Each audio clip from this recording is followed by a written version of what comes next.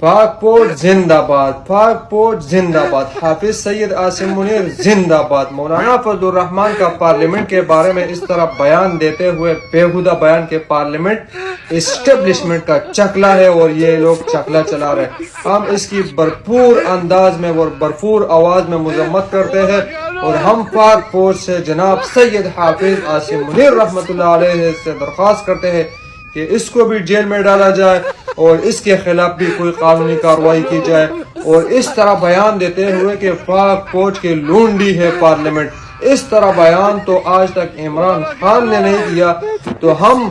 پاک پوٹ اپنے پاک پوٹ کے ساتھ شانہ بشانہ کھڑے ہیں اور ان کو اس طرح باتیں کرنے کی بالکل اجازت نہیں دیں گے۔ پاک پوٹ زندہ باد۔ الکا مخامخ کے دے پوچھتے مخامخ کا یا با شہید شی یا با غازی شی پریده چی شهید شی پوشوی مخامخی که پی ٹی آئی ٹایگران و عمران خان از مرو راویخ شی چانس ده چانس مس نکئی